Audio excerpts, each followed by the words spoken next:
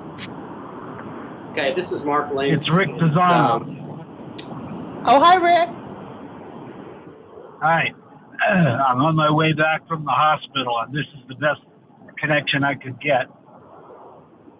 It's a good connection. I hope everything is well. Okay. Yeah, no, it was a scheduled appointment, but I knew I wouldn't make it back in time to log in from home, so bear with me. But greetings all. Greetings. This is Mark Lynch. This is a meeting of the Prudential Committee, Bylaw Subcommittee. It is March 28th at 5 p.m. If we could just quickly take roll call. This is Mark Lynch. Carol Zace. Carol Zace, present. Amy Cates. Present. Rick Pisano. Present. And Lisa Haven. Here. Okay. So thank you all. I appreciate it. There was, it was not easy to get us all together, but I appreciate you're taking the time to do this again. A couple of things. We do this annually. It doesn't mean that we have to propose any changes every year. We had a pretty comprehensive review last year, I thought, some of which were accepted and some of which were not, which we'll discuss here briefly.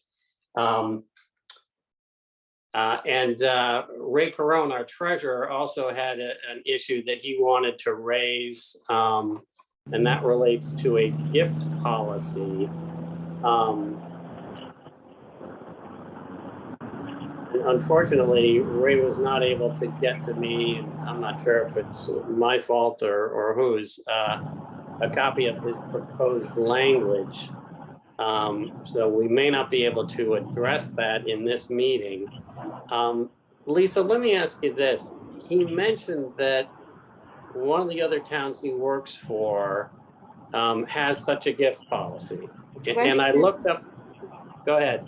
West Barnstable, and basically the gift policy is designed to, with language that, what I heard from last night's meeting was that to make sure that if someone gifted something to us that we did not want, such as land with all kinds of debt or whatever, that this language allows us to not accept that. So I just looked at the West Barnstable bylaws. I didn't see anything in there about a gift policy. Do you think he said that it had just been put forward, so it might not be posted as an update. Okay. Well, I think Lisa just accurately described what Ray was contemplating. Query whether this needs to be part of a bylaw or whether that is a treasurer's policy. Lisa, what are your views on that? This would not be up to me. It would be up to the Prudential Committee. I think it's up to you guys to review the bylaws to see if there's anything that refers to gift acceptance. If there's any section in there that you think to which it would apply, and if not, perhaps it would be up to the Prudential Committee, but it's not up to me to identify that for you. No, I just mean whether it's a good idea or not, but whether it goes in bylaws or is simply a policy. Do you see a section in the bylaws where such an amendment or such a section might apply? Yeah, I don't see anything in the bylaws relating to a gift policy. Right. The only place I could see where we would add it would be under treasurer, I suppose. The treasurer keeps an account of all monies, both received and expended, and any gifts given to the district. Would it be something like that? Well, I think you want something more detailed in that he wants the ability to reject gifts. Okay. I think we punt this back to you guys at Prudential at this point in time, because you guys could bring up a bylaw. It doesn't have to just come from this committee, right? Yes, that's correct. So since you have more access to Ray on a regular basis, I have no problem with doing that. Uh, I agree, Well- Carol. I think this really falls into the province of the Prudential Committee because they make the executive decisions about finance. Right. okay. So I would refer it back to the Prudential Committee. And that way Ray has more time to get the information out to you all. I'm fine with that, and let me raise that directly with Seth and Fran. So I know you No. guys just met, so you'll have to wait till your next meeting, but yeah, that's all or right. Ray can talk to each of you individually. Yeah, this is not a burning issue. It came up, No. about a month ago. It's never a bad idea to be proactive, but not a burning issue either. The only, so moving off that policy, proposed policy, the only kind of question mark I had on the bylaws committee relates to an issue that did not get approved last year, and I don't know whether we want to touch it again. I don't know whether you guys were there at the annual meeting when I think it was section 11 came up, which was about appointing advisory councils. And it was, we had spent a fair amount of time crafting language as to who should be included, or the first language was citizens. I think, Amy, you're the one who brought this up. Right. Should they be citizens or should they be residents? And then we also decided, like the fire department had just secured the services of, they had asked for people to volunteer, other chiefs on the Cape when they were searching for a new fire chief, which seemed to me to be a great idea. It seemed to all of us to be a good idea. That proposal, so we were going to add language that, basically anyone with expertise could be on one of those advisory committees. That was slapped down pretty hard. People were, Rick, I don't know if you were at that meeting, but people were. I was, yes. Yeah, kind of appalled that you had the temerity to actually get people who knew what they were talking about to help you making this decision, and that they might not be Cotuit residents, citizens, whatever. I was surprised. But it was pretty emphatic. Part of me thinks, gee, should we go back and just put in some language that non-citizens or residents can participate but not have voting rights in an advisory council? Or are we better off leaving this thoroughly beaten horse alone? What think you all? I think that the reason that people mention that is that they want people to be on ad hoc committees who they think have skin in the game. So that they're residents of the district, they're voters of the district, and I think it's the skin.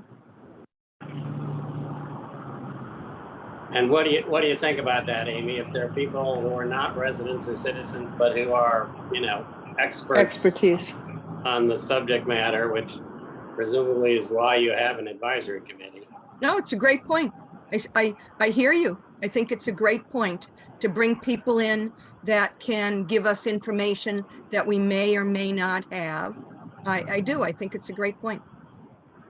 Rick, when you've used these people for the chief's position and then most recently for the deputy chief, do they have voting?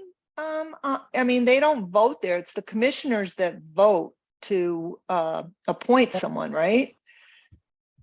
That's correct. On these advisory committees, when you request a panel, and we did just do it again with the deputy chief selection process, we had other chiefs and deputy chiefs in the area graciously volunteer their time to help set up and conduct the interviews, and they did evaluations. They submitted their own evaluation sheets of the candidates. That's their participation. But the choice was then vote by the commissioners. And after the commissioners voted, of course, it gets forwarded because it involves an employment contract. It got forwarded to Prudential as well for signing off. So I believe that last year's meeting, a lot of people were swayed by the passion of a few speakers, but it was really absent much information. I don't think we did a great job of backgrounding what we meant. The people who we ask in these capacities don't have any binding voting authority. We are getting for free expertise that we would otherwise have to pay for. And I think that it would be worth taking a second run at it, because I know as a fire commissioner, I would not refrain from getting outside help for a situation like we just did, given the bylaws as they stand, but I guess we would be open to challenge. And I think that judicious use of an outside consultant ought to be protected. Yeah, Rick, you'll recall that there was at least one person passionate that, you mean to be telling me that our fire commissioners are not following our own bylaws? To which I responded, yes. And, I think in this case, that was a terrific idea. And this person was disgusted with that response.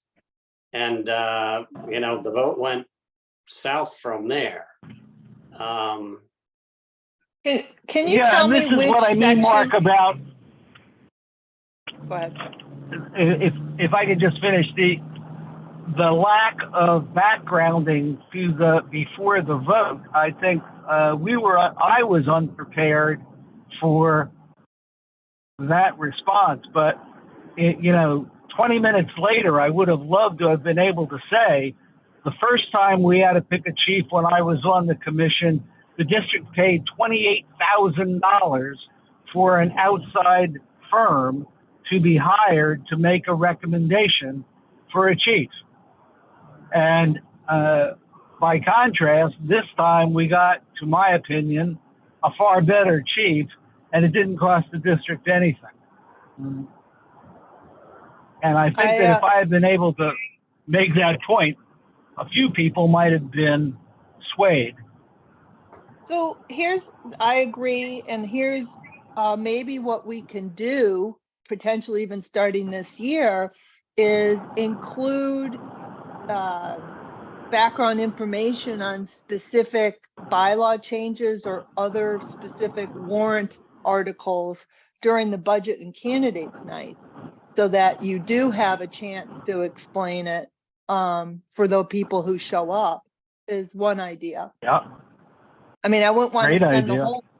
I wouldn't want to spend, going through the whole warrant. We wouldn't be going through that, although it almost does happen because the budget gets totally explained. The candidates get, their time. So it might be worthwhile looking into doing that. But can you tell me, you said section 11, can you tell me, not section, you said article 11, but what section? No, Yeah, section 11, article 11. Article 11, section 11? Yep, Okay, thank you. pretty sure. Let me page up. Yep, panel of citizens of the district to act Yeah. as an ad hoc committee. So it's panels of a citizen of the district. So I think we just add an extra sentence on there to cover what the I agree that fire commissioners have done effectively in getting these volunteers from outside the district. I'm not sure what the legal wording would be. I'll turn that over to Mark Lynch. And by the way, Mark Robinson has joined us. Hi, Mark. I think it's imperative that we allow outside the district advisors to join these ad hoc committees as needed. Well, maybe Well, that, go ahead, I'm Rick. inclined the same way. I'm a bit apprehensive after having been slapped down pretty hard. I was the one who, you know, kind of made the presentation as to each of these, you know, proposed changes, and was on a bit of a roll, and I literally thought that this was the easiest one that we had. And it did not turn out that way. Maybe I may turn this one over to Rick Pisano this year if we decide to do this. Because Rick, I agree that if we had said to the same group, well, how about if we pay $28,000 for an outside search firm to help with this, that they might have had a differing view. I just agree it was education, and you guys were blindsided with the question. But do you have a copy of how we wrote it last year? I'm sure I do in my notes. I would suggest that we add, in addition to what we had last year, which I think clarified whether it was going to be citizen or resident. And if my recollection serves, we wanted the broader category, which I believe is residents. But it's probably worthwhile adding a sentence confirming what we just, and what Rick just indicated, that these are non-voting members. So we get their free expertise. Maybe non-paid, non-voting experts, unless you don't want to limit that. I think that if we simply tuck a phrase in after the word citizen to include outside consultants where deemed useful, we can make a case for it. Maybe Non-voting. even maybe something broader, just other people in a advisory capacity, something like that. Yeah, I like that, Mark. I hate the word consultants, but basically what we're saying is any individual with subject matter expertise. Right. Could be a non-voting member of an advisory council. Perfect. So then Thank we'd goodness have, this is recorded.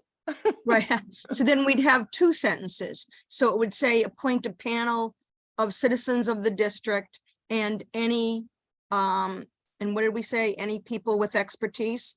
Subject matter expertise. Subject matter expertise to add as Non-voting. to add as an ad hoc committee to study and advise on subjects of interest to the district. And would we say if they are not citizens of the district, they would not have voting privileges? Would we say Yes. that is the last sentence? I think that's probably important to the citizens of the village. What do the rest of you think? I do, because I think I was one of the people that spoke against this last year. And I think it's what I said about, people having skin in the game, people that are members of the district, and so I might have been one of the people that spoke against it. So I think, Well, to me, the I thought- advisory status means non-voting, but if Right, you want to make it explicit, you could. right. Advisory capacity, exactly. And an advisory and non-voting capacity, I guess, or do a separate sentence. If I can interject, I don't know of any advisory committees in any of the departments that have votes, binding votes whether it's citizens or non-citizens. All these subcommittees report back to whatever parent committee established them, and they make recommendations. Correct. Yeah, I think you're right. But I don't recall in the entire decade of being on the board, I can't think of a single example of an ad hoc committee that had voting authority, regardless of who was on it. Well, certainly Okay. some kind of a consensus. I mean, we come to a consensus here. Do you think? Yeah, but we're established by the bylaws themselves. Good point. Yeah, but we send out everything we have a consensus on, Amy, we send to the fire district for voting. Absolutely. Yeah, Yeah, so yeah. I think you just say, or subject matter expertise from outside the Okay. district or whatever. I don't know. Okay. I don't know how, you guys will come up with better words. Basically, what I'm hearing is we thought that we came pretty close to getting it right last year. We just maybe didn't do a good job. By we, I mean me, of backgrounding it at the annual meeting in such a way to assuage people's fears. Is that a pretty Yeah, close to an and accurate I think statement? that Rick's example is a great one, and it will shut down the conversation. Like, And Mark, again, Mark, it's not necessary that you fall on the sword, because none of us were prepared for that. We didn't anticipate it, and so we hadn't prepared for it. So you got left swinging out on the skinny end of the limb, but it was, I think, a reflection on all of us not anticipating that it would be a problem. well, tell you what, let's proceed in this fashion. Why don't I look at my notes from last year and look at exactly what we proposed.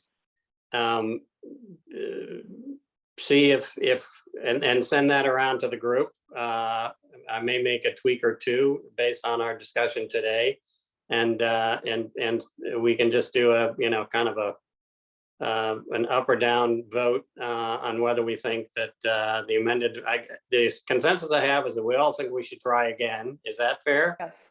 Yeah, Yes. Yeah. Okay. Carol So, Zeiss, yes. so we will try that again and be better prepped for it. I will circulate the proposed language, which should look very, very similar to last year's proposal. Great. Sorry, Mark, but quick Yeah. question. Oh, I don't know if Rick was starting to talk, but when the Prudential Committee asks for an ad hoc committee, they do it at a meeting, and they indicate what the topic will be, and they open it up to the community and to any subject experts, and give some time for people to come forward. Is that the usual procedure? So that's a great question.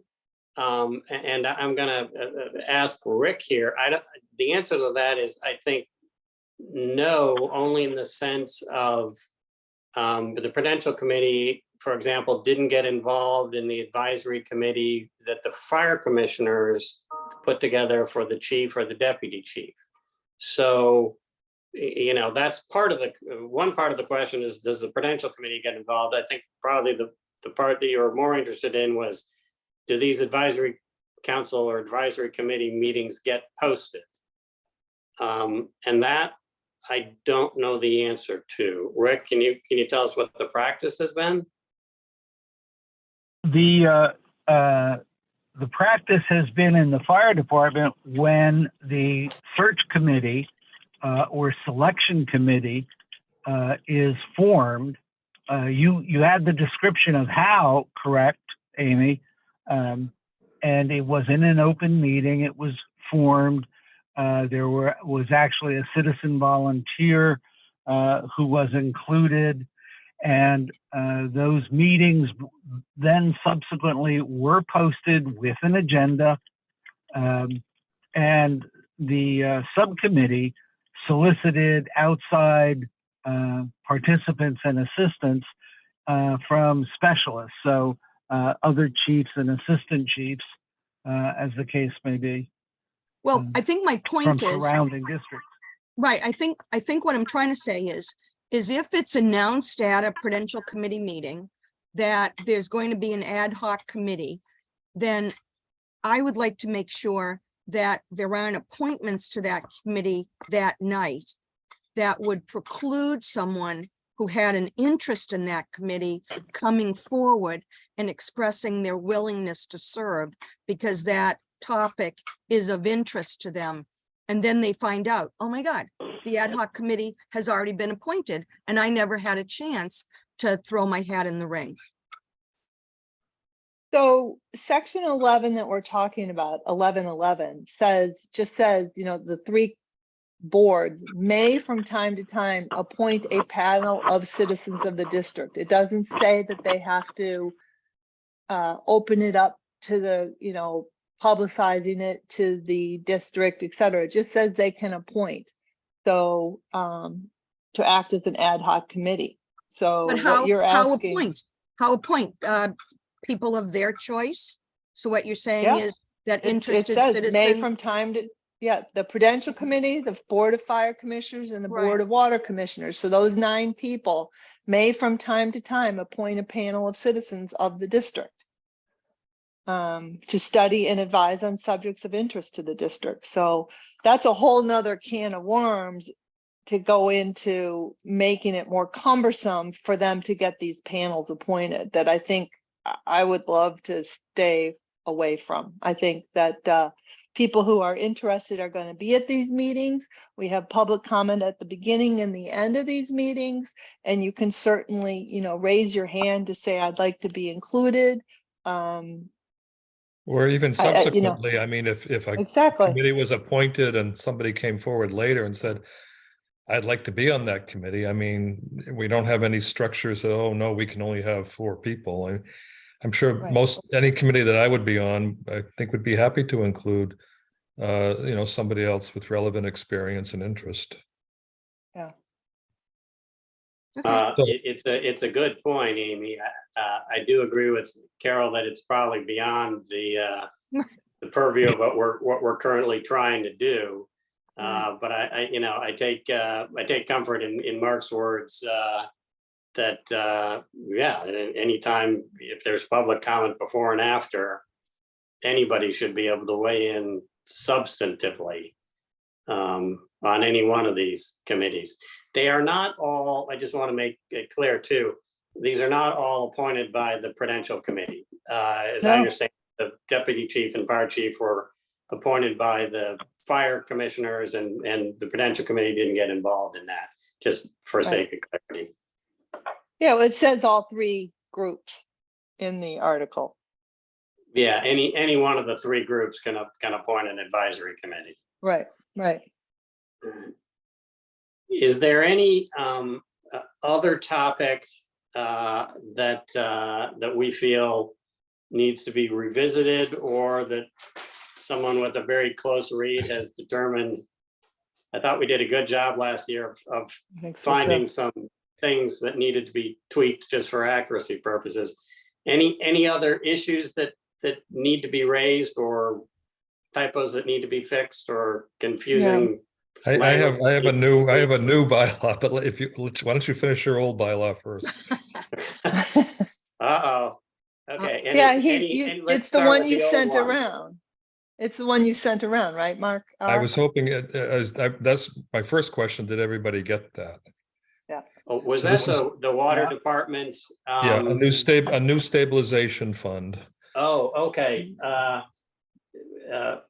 That's interesting, because Mark or Tom Hoppenstadt and I have traded emails on this.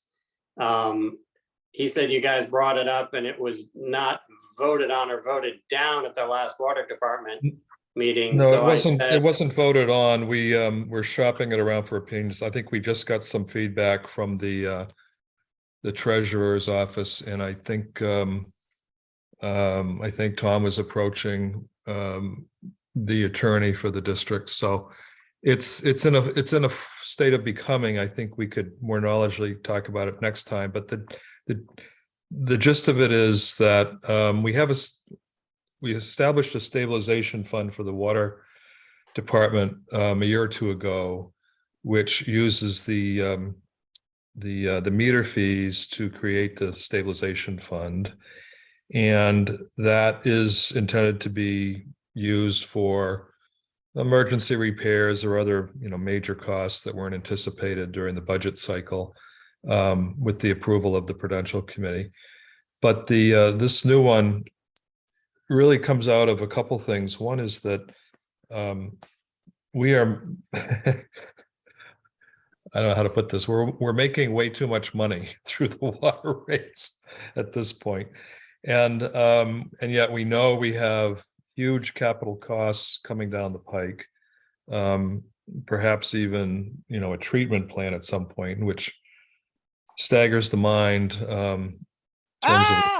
in terms of its cost. But maybe forced upon us, particularly with all this PFAS stuff. And we know we've had issues with iron and manganese, which are not a health issue, but more of a aesthetic issue. And we also would like to do some innovative work doing source reduction of pollutants at their source, particularly septic systems that are very close to the main well field, between Route 28 and the well field. So this is something that would be using the surplus revenues over expenses and capital expenses, operating and capital expenses, and to devote some portion of that to the second stabilization fund, which would not be just emergency repairs, but something more capital driven. We know that last time we discussed the water tank at the school, West Street tank. You may have noticed if you walk by there that it's terribly discolored with black mold, and that's a direct relation of the humid atmosphere, the cold water in the tank, and the I think admission that we chose a cheaper paint when that new tank was erected. And the cheaper paint apparently is not as mildew resistant as the better paint would have been. And so that was a mistake on the commissioner's part at that time. We spent $16,000 cleaning it a year ago. It didn't last 6 months. I consider that a complete waste of money, and I'm not going to vote to do it again. The point is that when we have to repaint the tank, it's over $1 million to paint that one tank. It's an incredible expense. Yeah.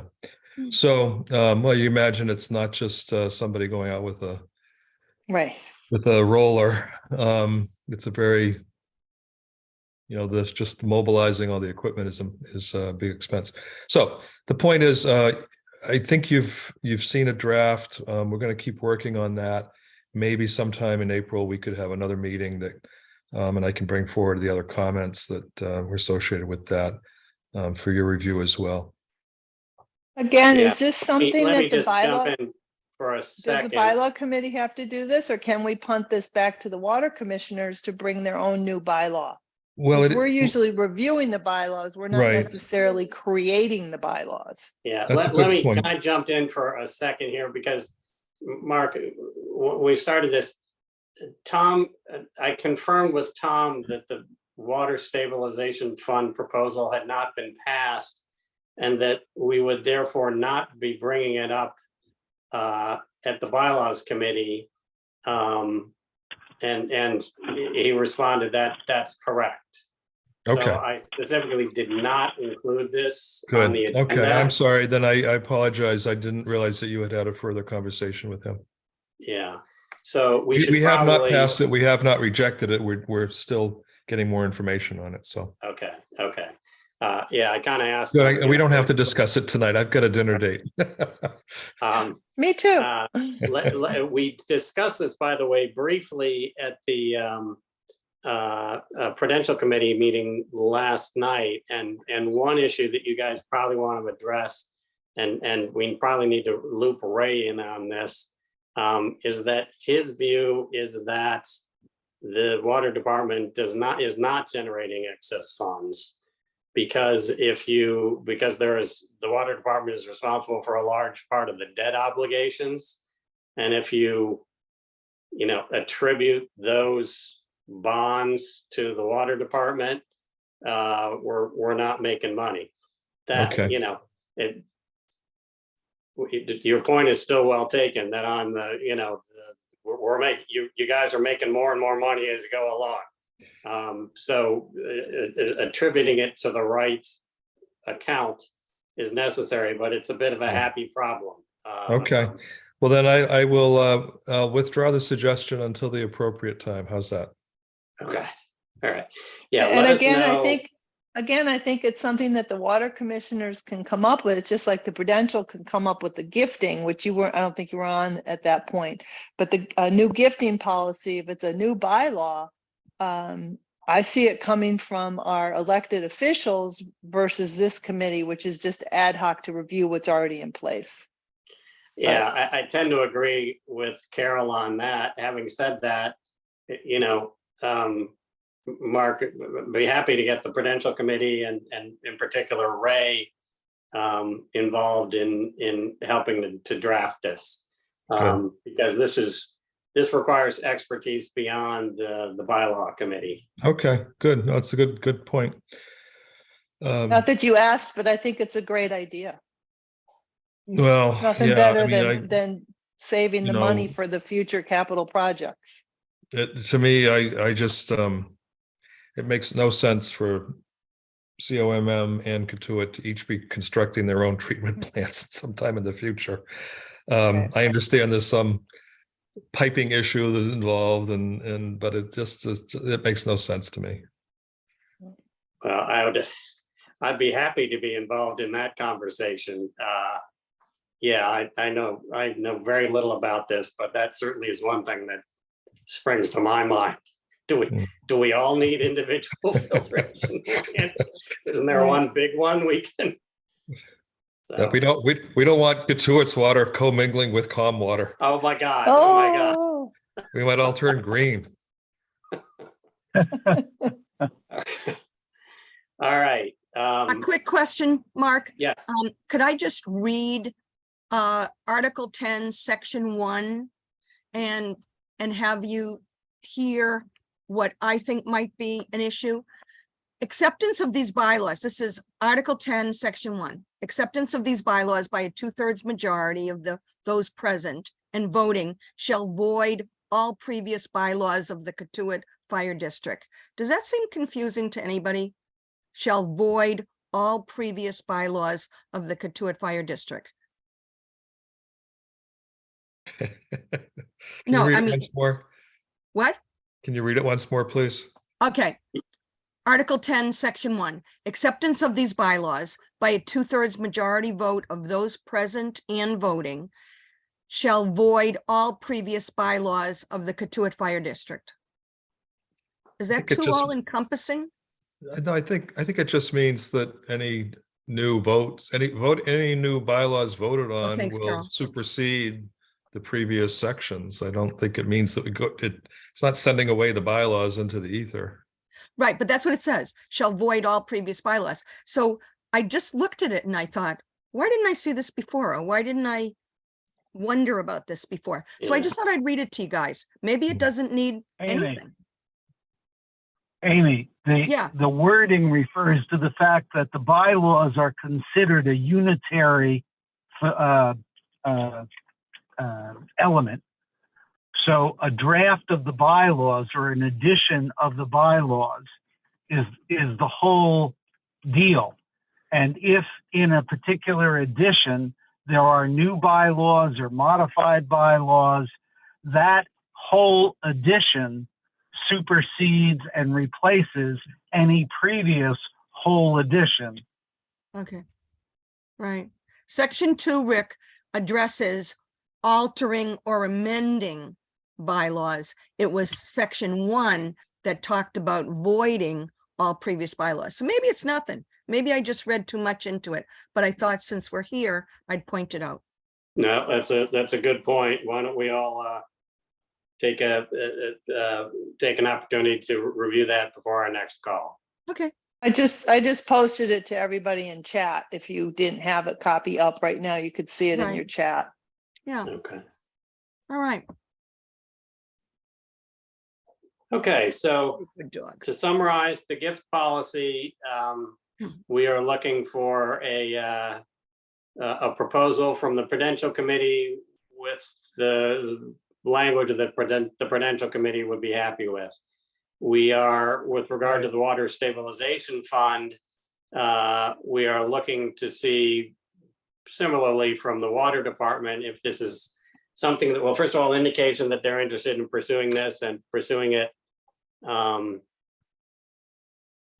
Yeah, well, we're looking for the Water Department to push this forward. There is some thought that a Water Department Stabilization Fund would require more than a change in the bylaws, but possibly a change in the enabling legislation, which would be horrible. That is in the sense of time, money, effort. But we'll look to you guys to get an assessment of that, you guys being the Water Department. And then I will send around a slightly tweaked version of Article 11, Section 11 for our review, and with the idea that we're going to try again. Okay. Any other Good. items anybody has? Not me. Oh, that's fine. Okay. Not me. Let me add one other thing to the mix here. Supposedly, there are no more Zoom meetings as of the end of March. But that had been extended once before. And of course, in typical governmental fashion, it was extended on March 31st of last year. So I'm going to be away for the month of April. So I hope like hell we can do a Zoom. I hope so too. But I will keep you guys posted on that front. Yeah, I thought I heard there was a chance it was going to be extended. Yeah, that in fact, it's it has been passed by both the House and the Senate, and it's waiting for signature. But we'll see.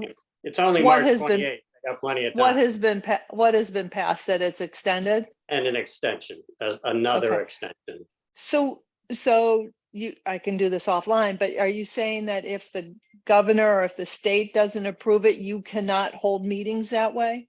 I would have to Open figure meeting out. laws? We would have to figure out a plan B, which might involve some group being together in a room and other people calling in, because I believe that's acceptable. But let's hope that they just extend this and we can all rest comfortably wherever we are and have a Zoom call. Okay. All right. All right. Works for me. Sounds good. Okay, guys. Thank you. Good Appreciate job, it. Mark. Thank you. I will be in touch. Thank you. Thanks, Mark. Good night, everybody. Good night. Good night. Thank you.